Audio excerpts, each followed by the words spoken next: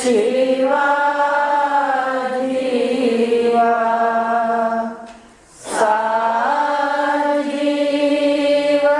केवला शिवा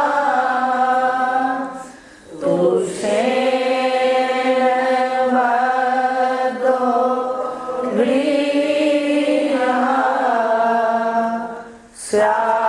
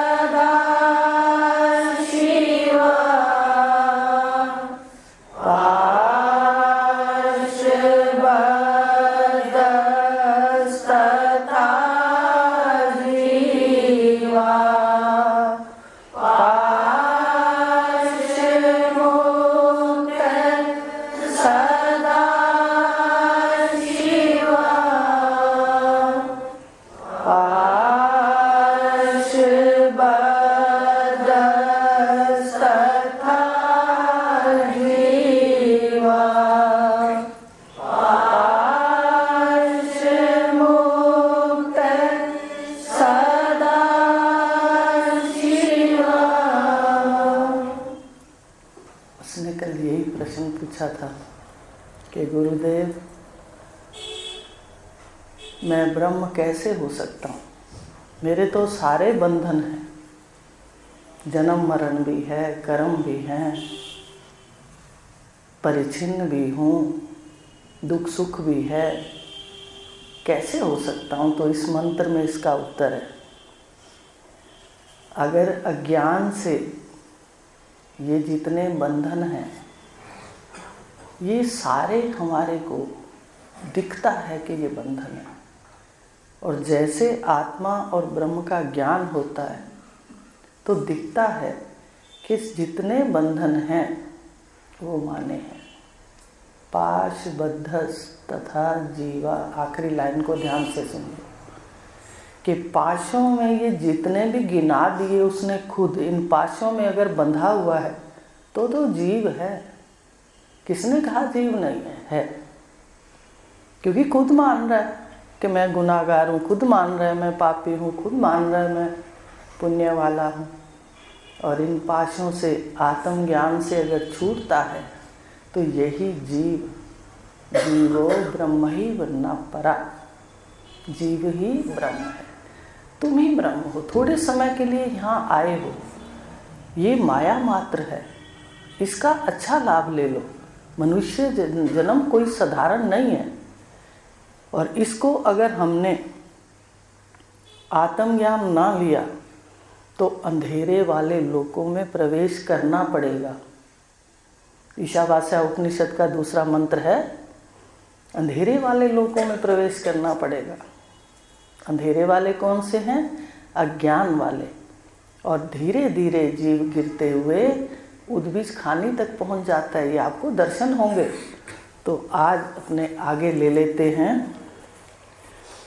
उसने कल पूछा था ये प्रश्न,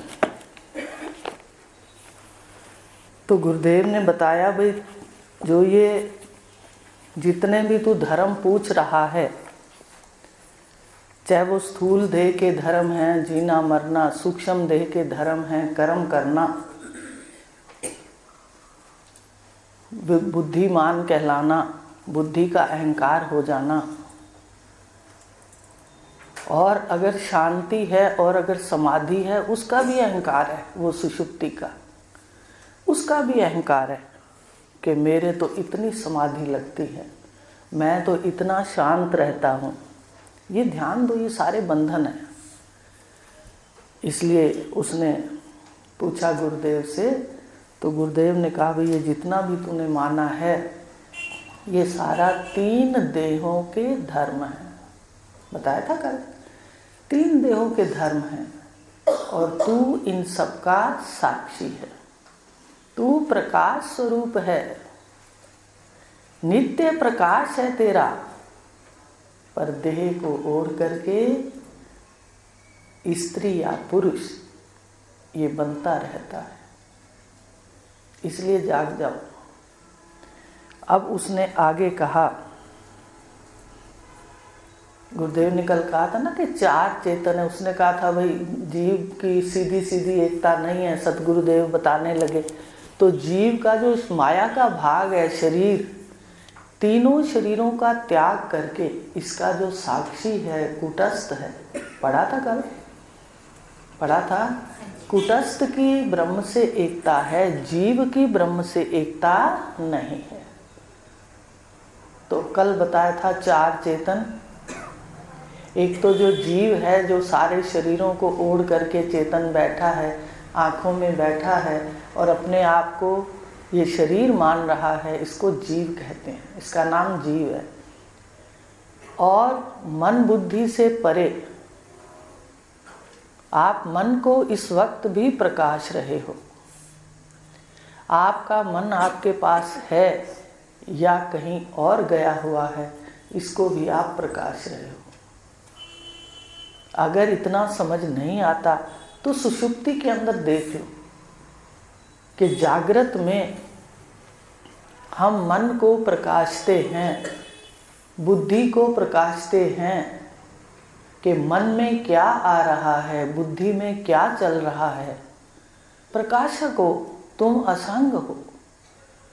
लेकिन रात को सुषुप्ति के अंदर हम मन के सुषुप्त को, मन सो गया, मन नहीं है अपने पास, उसको भी प्रकाशते हैं।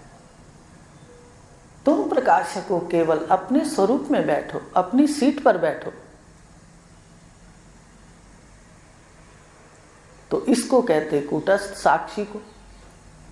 3 शरीरों से असंग जो प्रकाशक है, वही प्रकाशक शरीर के अंदर कूट कूट करके भरा हुआ है,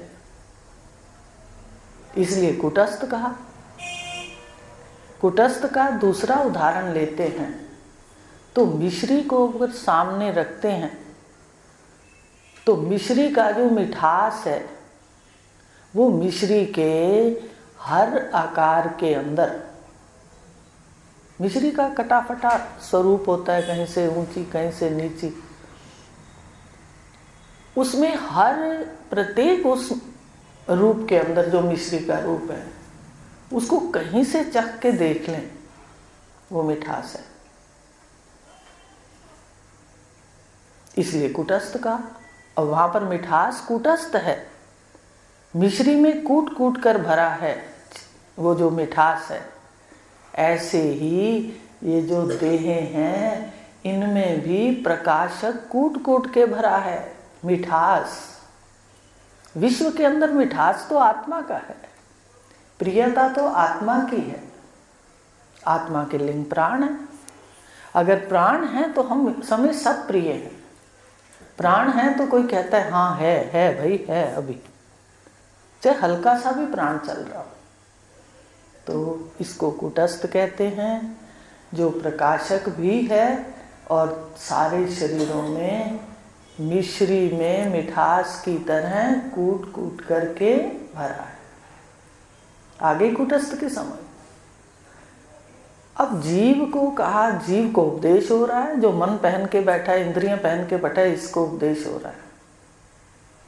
तो अब इसको कहा कि तू प्रकाशक भी है और कूटस्थ भी है, आत्मा जिसको कहा, आत्म स्वरूप से। उसके बाद उन्होंने कहा ईश्वर, 2 चेतन हो गए। 2 चेतन हुए नहीं, पर 2 जगह बैठने पर संज्ञा के कारण, उपाधि के कारण उसको 2 कहा गया।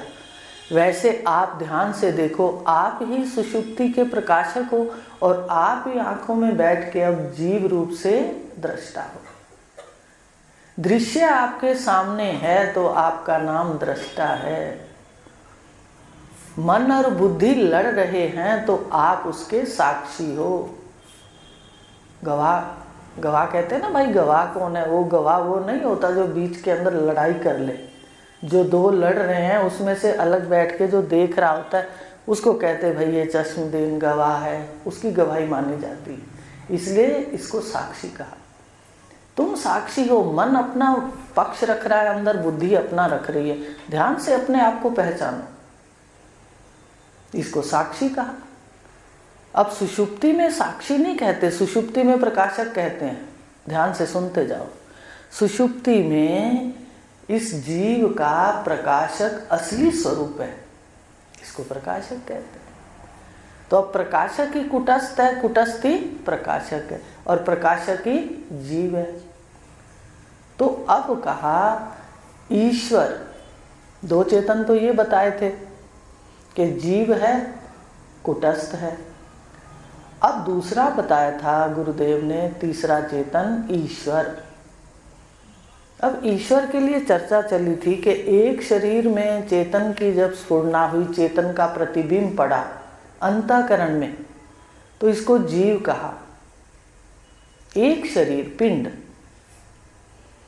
और सारे शरीरों का जो ईश्वर का शरीर है ब्रह्मांड, उसमें चेतन का प्रतिबिंब पड़ा, उसको ईश्वर। ईश्वर कहा पूरे ब्रह्मांड में जो एक माया है, उस एक माया में चेतन का प्रतिबिंब पड़ा, तो ईश्वर एक है। और अनेक पिंड हैं, इसमें चेतन का प्रतिबिंब पड़ा, तो ये जीव हैं। जीव अनेक हैं, याद रखना। कोई कह दे जीव एक है, मैं और तू एक है, वाणी से कह दे, उसने ज्ञान का कोई कोना ही नहीं देखा। जीव कभी भी एक नहीं हो सकते।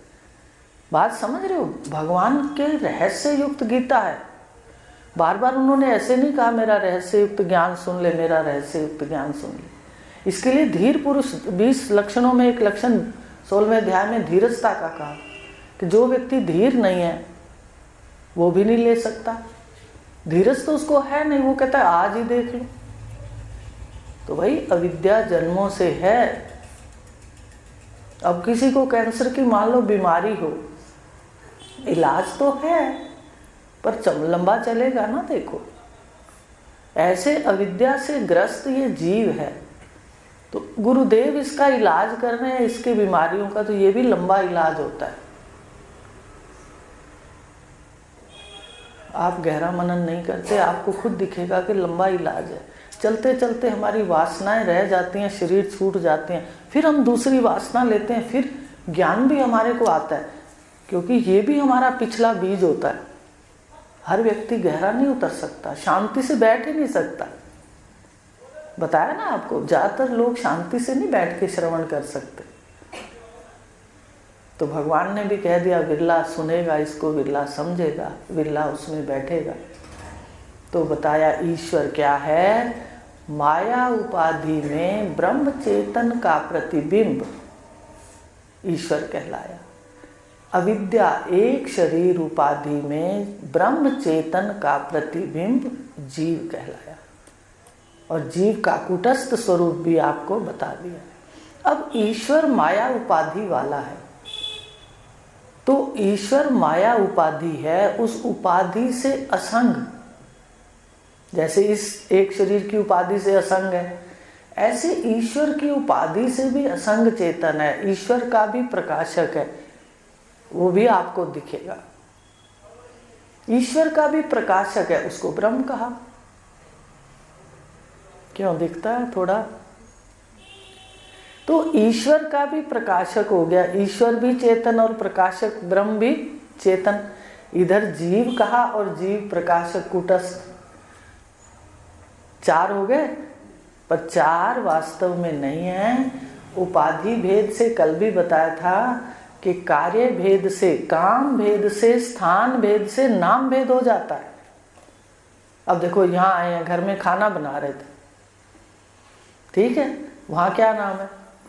माँ कह दो, बहन कह दो, गृहिणी कह दो, लेकिन काम भेद, वहाँ काम अलग है। यहाँ पर काम भेद, स्थान भेद, तो संज्ञा भेद। जानते हो कितनी बात सत्य है कि यहाँ आकर के जब अपन ने गुरुदेव की बात की चर्चा की, आपस में मिलके हमने अपना पाठ दोहराया सत्य का। सारा दिन झूठ से खेलते रहते हैं, खेलते हो झूठ से, दिखता है सारा दिन झूठ से खेलते। एक स्थान है जहाँ कमरा बंद करके आकर के हम चर्चा करते सत्य क्या है। इसलिए धीरज भी चाहिए, समय लग जाता है सत्य को समझने में। तो इसलिए गुरुदेव बता रहे हैं कि ये जो चेतन है, ये जीव, जितने भी नाम दिए कुटस्थ, ठीक है, ईश्वर, ब्रह्म, ये 4 चेतन हैं। और 4 चेतन स्थान भेद से, काम भेद से, संज्ञा भेद है। आप घर पे देखना, आप घर पे जाओगे तो आप बहू हो, बेटी हो, जो कुछ भी हो, गृहिणी तो कहते ही हैं, लेकिन यहाँ आए हो तो सत्संगी, सत्संग सुन रहे हैं, सत्संगी कहेंगे। यहाँ आपको कोई गृहिणी नहीं कहेगा। तो स्थान भेद से अपने काम भी बदल जाता है और अपनी संज्ञा भी बदल जाती है। तो ऐसे ही परमात्मा है।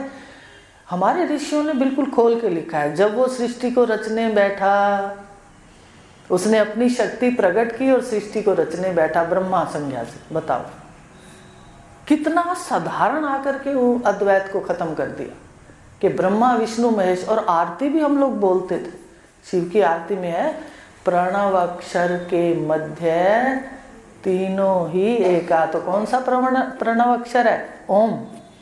ओम के मध्य ओ और मैं को जान लेने के बाद ये तीनों ब्रह्मा विष्णु महेश एक हो जाते हैं। देखो सभी आरती बोलते हैं शिव जी की।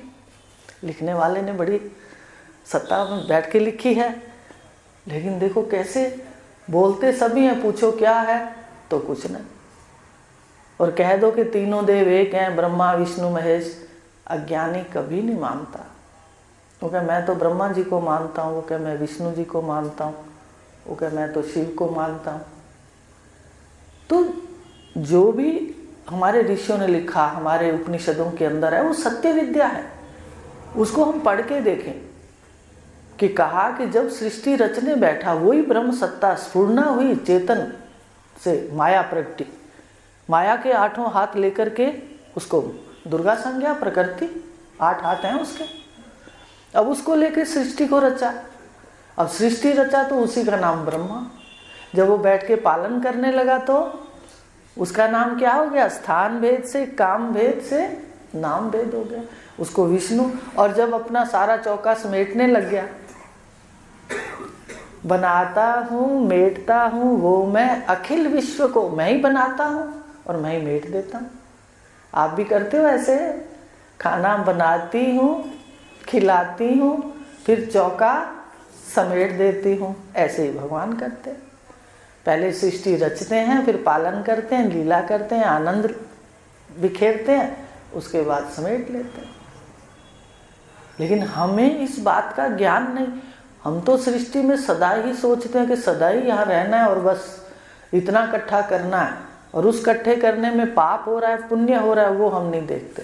कितनी बड़ी बात है। देखो जीव चला जाता है, मुझे कई बार दुख आता है कि देखो इतना, जब किसी का भी अगर कोई अनर्थ होता है किसी को मारने से या करने, तो सब बराबर हैं, सबके परिवार हैं, सब कष्ट में होते हैं। तो आता है देखो कैसे अज्ञान कितना जीव को कष्ट देता है। ज्ञान हो तो अपना अपना गुण से हर व्यक्ति वर्तता है, और प्रारब्ध का निश्चय हो जाता है कि शरीर का प्रारब्ध है। हर व्यक्ति का अपना अपना प्रारब्ध है। आप एक ही घर में रहते हो, उसमें भी बहन का अलग प्रारब्ध है, बेटी का अलग प्रारब्ध है। 2 बेटे हैं तो उनका भी अलग प्रारब्ध है। ध्यान से अब देखना शुरू करो। आप घर में रहते हो, सारा धन धान्य परिपूर्ण है, पर अगर बीमारियां हो जाती हैं तो रखा हुआ सामान भी हम नहीं उठा के खा सकते। तो ये क्या है, यहाँ पर ध्यान देना है। तो सकल पदार्थ रामचरितमानस के अंदर का है, सकल पदार्थ जगत में है, पर उठाता कौन है? जितना जिसका प्रारब्ध है उतना ही उठाता है। तो इस प्रकार गुरुदेव बता रहे हैं कि लीला में एक ही चेतन सत्ता, स्थान भेद से, काम भेद से उसका नाम भेद है। तो यहाँ भी एक शरीर में प्रतिबिंब जीव का साक्षी कुटस्थ, एक माया में प्रतिबिंब ब्रह्म का ही प्रतिबिंब है, चाहे वो शरीर में है चाहे माया में। उसको ईश्वर संज्ञा और ईश्वर साक्षी ब्रह्म। तो कुटस्थ और ब्रह्म की एकता है। ध्यान आ गई बात। अब कई बार पढ़ते हैं, कोई लिखते हैं जैसे, तो उसमें कहते हैं ईश्वर और जीव एक है, बड़े बड़े मतलब। तो मुझे आता है, देखो जीव और ईश्वर कभी एक नहीं हो सकते। जीव ईश्वर का अंश तो है पर एक नहीं है, उपाधि भेद। तो दर्शन, हर बात के दर्शन होते हैं गुरुदेव की कृपा से। तो इस प्रकार ये चारों उन्होंने बता दिए कि एकता कूटस्थ और ब्रह्म की है। ना तो जीव और ईश्वर की है, ध्यान से सुनना, और ना ही जीव और ब्रह्म की है। ईश्वर से भी जीव दोनों एक नहीं हो सकते, उपाधियां उतारनी पड़ेगी। और उपाधियां उतारने के लिए तीनों का ज्ञान लेना पड़ेगा, कैसे कौन से लक्षण है, फिर इस समझ आएगी। तो ये समझ लो कि जीव और ईश्वर एक नहीं हो सकते, उपाधि भेद है। एकता जीव और ब्रह्म की है। कैसे? भाग त्याग से। जीव सीधे सीधे जीव ईश्वर के साथ, जीव ब्रह्म के साथ एकता नहीं है, कुटस्थ और ब्रह्म की एकता है। अब गुरुदेव ने बता दिया। अब वो कह रहे हैं,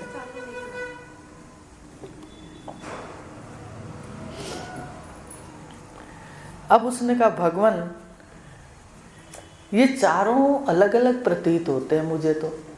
अब सुनने में आपको कैसा प्रतीत हो रहा है? अलग अलग ही हो रहा है, अलग हो रहा है। और जब देखोगे, जब साक्षात होगा, फिर आपको लगेगा कि ब्रह्मांड में एक ही तत्व है, किंचित मात्र भी दूसरी वस्तु नहीं है। किंचित समझते, सुई की नोक की। तो कहता है चार जो है गुरुदेव, ये चारों एक होते हुए अलग अलग कैसे प्रतीत होते हैं, मेरी तो समझ में नहीं आता। इतनी जल्दी समझ में कैसे आए? वो कहते हैं मेरी समझ में नहीं आता कि ये चारों एक हैं, ये तो अलग अलग हैं। जीव अलग है, ईश्वर अलग है, ब्रह्म अलग है, कुटस्थ अलग है। गुरुदेव कहते भाई इसके लिए एक उदाहरण ले लो। आपको पहले सरल सा उदाहरण देते हैं, फिर इस किताब वाले उदाहरण को देखेंगे। भाई आप देखो, अभी कोई थोड़े समय में भी कहता है भाई वहाँ पर प्लाट कट रहे हैं, कहता है कौन से कट रहे हैं? प्लाट कट रहे हैं। कटते हैं क्या कोई प्लाट? धरती होती है, अब उसमें प्लाट कट गए, ठीक है। अब प्लाट कट गए, उसके बाद क्या करते हो आप? उसमें दीवारें कर लेते हो, मैं मेरे की मोहर लग जाती है। उस प्लाट, पहले तो धरती से आपने प्लाट की कल्पना की, करी? प्लाट क्या है? धरती। अज्ञानी व्यक्ति को, अनजान व्यक्ति को अगर कहेंगे भी मैंने प्लाट लिए हैं, तो कहेगा क्या चीज़ होती है प्लाट? उसको पता नहीं है कि धरती। तो पहले धरती में कल्पना प्लाट की हमने, दायरे बना लिए, दीवारें बना ली। उसके बाद जब घर बनाने लगे तो हमने उसमें पहले कोई बेडरूम बना दिया, कोई ड्राइंग रूम हैं, उसमें स्नानघर बना दिए, रसोई बना दी, उसके बाद मेहमानों का कमरा बना दिया। अब अलग अलग कमरे। अब कोई कहे तो कहते भाई ये क्या है? कहते ये मेरा बेडरूम है, ये मेरा ड्राइंग रूम है, ये मेरी किचन है, ये बाथरूम है, ये लॉबी है, कहते हैं ऐसे, आंगन है। पर ये सारा है क्या? एक ही है। अलग अलग भासते हुए, अलग अलग बोलते हुए, वास्तव में एक पृथ्वी ही है। शुरू में तो बचपन में सोचते थे, जब गुरुदेव आए तो सरहद पे गए थे, तो सोचते थे पता नहीं सरहद पे कैसा होता होगा। ये होता था भाई वहाँ तो कोई अलग से ही होता हो, वहाँ क्या एक बीच में एक लाइन सी लगी हुई, सड़क सी बनी हुई है और वो लगी हुई हैं तारें। तो उससे जब पहले पता नहीं था तो सोचते थे सरहद पे होता क्या होगा, कैसे सरहद, ये पाकिस्तान है, ये हिंदुस्तान है क्या? पाकिस्तान हिंदुस्तान है? पृथ्वी तो है, हमने कल्पना कर रखी है, लेकिन आधार रूप से पृथ्वी है। ऐसे घर में बैठे हैं, आधार रूप से पृथ्वी है, पर हमने कल्पना करी है। कार्य भेद से अलग अलग कल्पना है कि इसमें ये काम होगा, इसमें ये होगा, इसमें ये होगा। ऐसे गुरुदेव कहने लगे कि भाई देखो ये भी एक कल्पना है, आपको नक्शे के माध्यम से बताएंगे। कि माया उपाधि क्या है, फिर इस माया के अंदर अविद्या उपाधियां हैं, और अविद्या में माया में एक ही चेतन है, लेकिन दीवारों से अलग अलग नाम है। जैसे दीवारों से कहते हो ये किचन है, दीवारों से कहते हो ड्राइंग रूम है, ऐसे दीवारों से ये उद्भिज खानी है, ये स्वेदज है, ये अंडज है, जरायुज है, ये सारा ऐसा है। एक ही तत्व अनेक रूपों में अज्ञान से भास रहा है, अधिष्ठान के अज्ञान से। सुना था अधिष्ठान का अज्ञान, माया के अज्ञान से, अविद्या के अज्ञान से ये सारा द्वैत भास रहा है। तो बता रहे हैं कि ये कैसे है। तो पहले तो पृथ्वी का उदाहरण ले लो, अब एक उन्होंने आकाश का उदाहरण दिया। आकाश समझते हो, शून्य, खाली जगह, पर खाली जगह आकाश शून्य है, पर कितना बड़ी हमारी मान्यता है, कहते हैं आकाश नीला है। ये सबसे बड़ी भूल है, सबसे बड़ी भ्रांति है। आकाश कोई नीला नहीं है, हमें दूर से भासता है उसका, लेकिन वो वास्तव में आकाश कोई चीज है ही नहीं, शून्य है, स्थान है, खाली जगह। परमात्मा ने मूर्तियां बनाई तो कोई खाली जगह होगी तो ही रखेगा ना।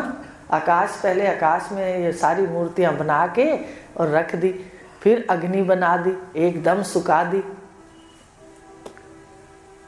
मटके बनाता है कुम्हार, क्या करता है, पहले रखता है बना बना के पृथ्वी तत्व से, फिर उसको अग्नि में, फिर वायु भी, हवा भी लगवाता है कि थोड़े सूख जाएं, फिर मैं मेरे की मोहरें लग जाती हैं। होता है ऐसे ये है। मटके तैयार होते हैं, वो जो अपने अपने कर्मों से वो कहता है ये मेरा पुत्र, ये मेरा पति, ये मेरा घर, ये मेरा सब कुछ, अपने कर्मजन्य सृष्टि से हम उसको मोहरें लगा लेते हैं। तो इस प्रकार एक ही धरती अनेक रूपों में भासती है, ऐसे ही एक ही आकाश।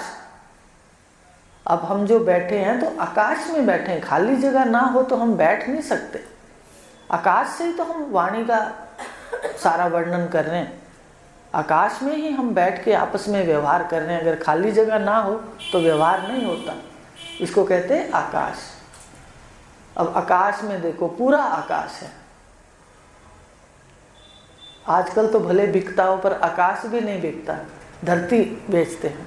आकाश में देखो, अब जितना भी इसमें दीवारें करते जाएंगे, जंगल में जाके दीवारें कर लो और फिर उसके 20 मंजिल बना लो। वो अलग बात है कि आप कहोगे भाई अब तो राज बन गए सारे, कल्पना हो गई कि मेरा राज्य तेरा राज्य, तो वहाँ पर वो आकर के कभी कीमत मांग सकते हैं। पर जहाँ कुछ नहीं है वहाँ जाकर आप बना लो, आकाश में कोई रोक टोक नहीं है। आप 20 मंजिल बना लो, 100 मंजिल बना लो।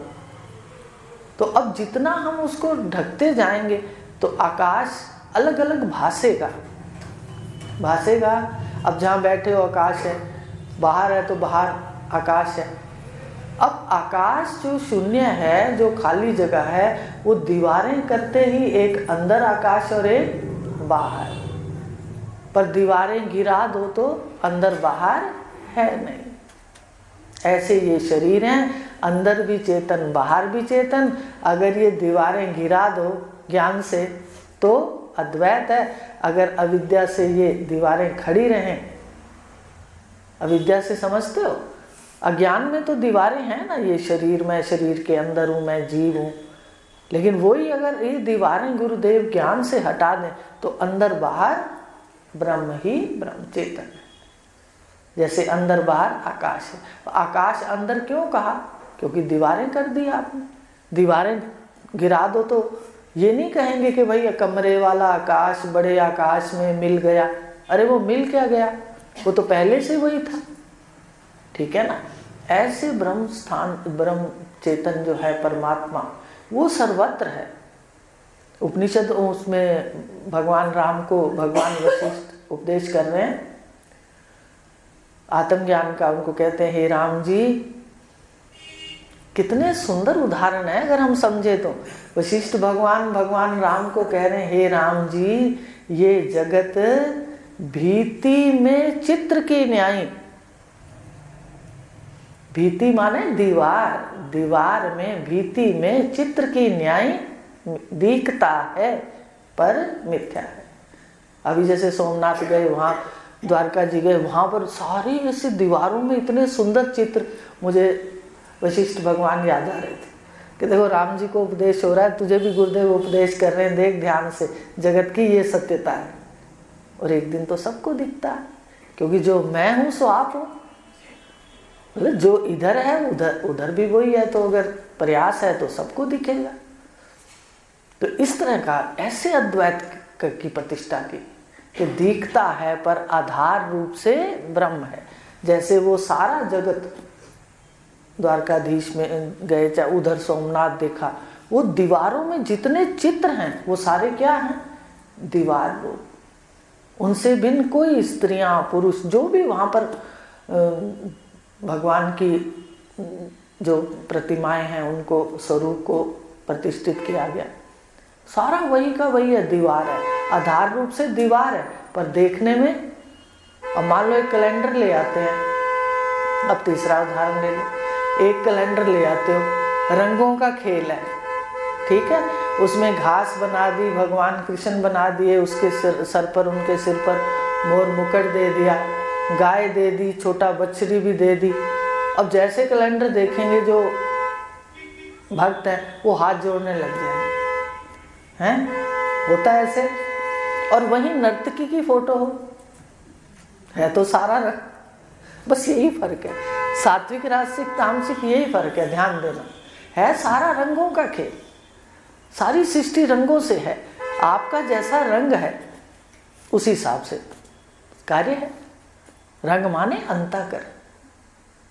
तो बताओ, अब वहाँ पर भगवान कृष्ण है, अच्छा वहाँ पर घास है, जड़ भी है, चेतन भी है, पर है क्या? सारा कैलेंडर कागज है, आधार उसका कागज है। और भीति में दीवार में चित्र देखे तो चित्र भी दीवार ही है। कमरों में अलग अलग कमरे देखे पर आधार उनका पृथ्वी ही है। आकाश में हमने अंदर बाहर किया पर आकाश अंदर बाहर नहीं है, आधार उनका आकाश है। हमने दीवारें बनाई, दीवारों ने अंदर और बाहर कर दिया। ऐसे शरीर की दीवारों ने अंदर वाले को जीव कहा और बाहर वाले को प्रकाशक और ब्रह्म। अब आगे वो इसका प्रश्न करेंगे। अब अपने जीव क्या है, किस कैसे जीव है, अंदर बाहर हुआ, ये कल विषय चलाएंगे। आज इतना ही लेंगे। हरिओम शांति।